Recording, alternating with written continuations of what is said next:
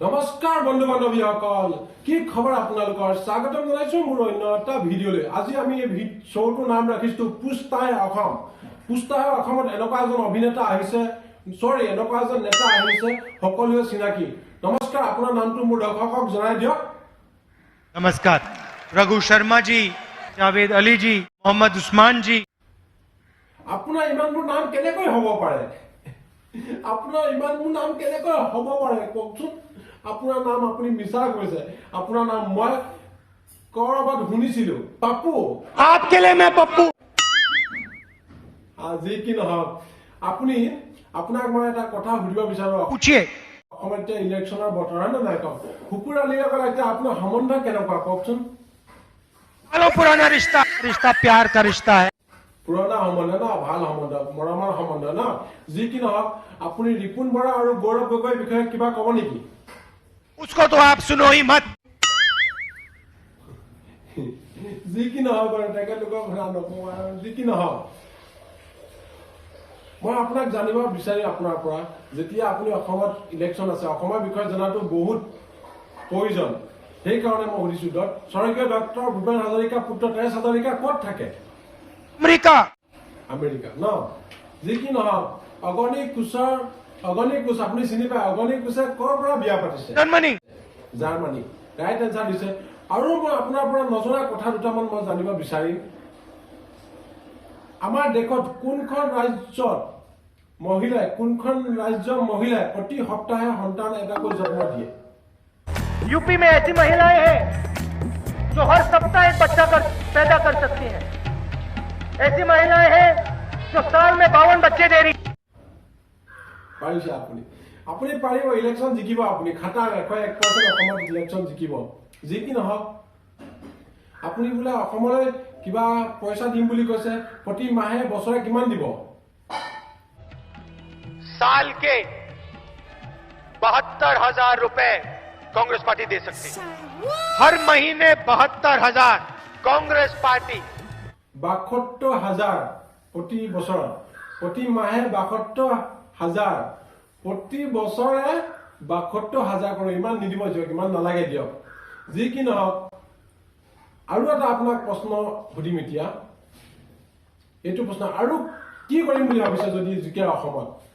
ऐसी मशीन लगाऊंगा, इस साइड से आलू घुसेगा, उस साइड से सोना निकलेगा।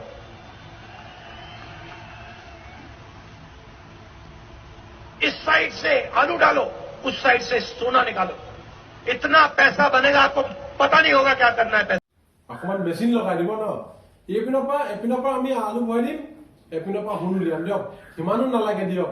যদি ইমান দিয়ে নহয়, পৃথিৱীত আৰু দুখীয়া মানুহ নাথাকে। আৰু এটা কথা মই আপোনাক সুধিব বিচাৰো, নৰেন্দ্ৰ মোদী ডাঙৰীয়া, আপুনি ঘোৰ বিৰোধী। এতিয়া মই নৰেন্দ্ৰ মোদী ডাঙৰীয়াৰ বিষয়ে অলপ জানিব বিচাৰিম। আপুনি ৰাইজক জনাওক, নৰেন্দ্ৰ মোদী ডাঙৰীয়া অনিল আম্বানীক কিমান লোন দিলে? 1 লাখ। अंबानी 1,00,000 करोड़ रुपए कर्जा है उस पर। अनिल अंबानी जी 45,000 करोड़ रुपए कर्जे में हैं। अनिल अंबानी पर 1 लाख रुपए का कर्जा है। अनिल अंबानी 45,000 रुपए बैंक का पैसा लेकर बैठा हुआ है। 1 লাখ কৰোৰ 45,000 কৰোৰ 45,000 টকা। মই কোনটো বিশ্বাস কৰিম? এই পৃথিৱীৰ ভিতৰত টপ 10ত আছে মুকেশ আম্বানী, অনিল আম্বানী ককাই। আৰু এইখন দেশৰ ভিতৰত ধনী মানুহ 45,000 টকা লৈ বহি আছে হেনুৱে। এতিয়া কোনটো বিশ্বাসৰ ৰাইজে ভোট দিব আপোনাক?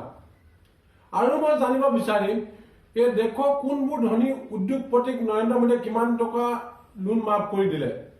मोदी जी ने 1,10,000 करोड़ रुपए कर्जा माफ किया है।